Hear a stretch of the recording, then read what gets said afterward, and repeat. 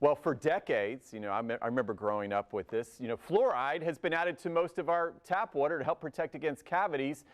Now studies are addressing how much is too much fluoride and whether it can cause problems, particularly in infants and expectant mothers. So joining us to share some insight is biological dentist Dr. Griffin Cole. And doctor, let's start with this. First, what is a biological dentist? Hey, thanks for having me. Yeah, so we practice like functional medicine doctors, in that we look at the whole person and not just their mouth. So we look for like the underlying causes of their symptoms and work to achieve health that way, not just filling a cavity, but why are they getting decay? Why are they getting infection? So it's more of whole body care. We're also very concerned about all the materials we use, and we won't work with anything that's toxic to the body, like mercury or nickel or fluoride. Okay, and what's the concern? What's the concern about ingesting too much fluoride, and how much is too much? So too much fluoride can really affect negatively most of our body's organs, including brain function and activity now. So the National Toxicology Program, which is a group within Health and Human Services, their job is to look at substances that are hazardous or toxic to our environment. And they recently reviewed 52 worldwide studies on fluoride in the water and found brain impairment in babies, including lower IQs, babies born to mothers who ingested fluoridated water during pregnancy. Yeah, that's very scary there. Okay, so how were they able to measure this in expectant mothers?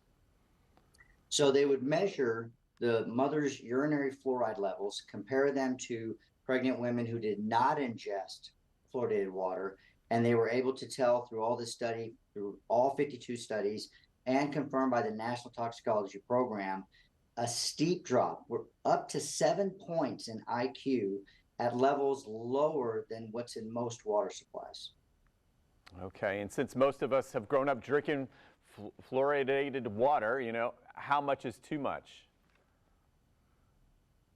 Well, according to Health and Human Services, we're all getting too much. So in 2015, they actually, for the first time, lowered the level of what you can add to the water supplies as far as fluoride.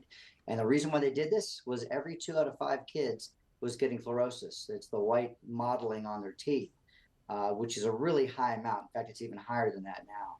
Plus, we see it in so many other things, right? It's in bottled drinks, it's in toothpaste, mouth rinses, dietary supplements, and even many prescription medications. They had to lower it. Interesting. Okay, Doc, I want to keep my pretty smile. Will I be able to do that with all of this fluoride in my water? You don't need it at all. Really just a good diet, right? Sound principles, a good sound diet, low in sugar, high in vegetables, high in good fats, ample protein, and good home care. The average person brushes for about 17 seconds. You need to brush for 2 minutes. Take the time. Hit every surface of all your teeth. Floss. You can gargle with warm salt water. And, that combined with a good diet is really all you need to fight most oral health problems.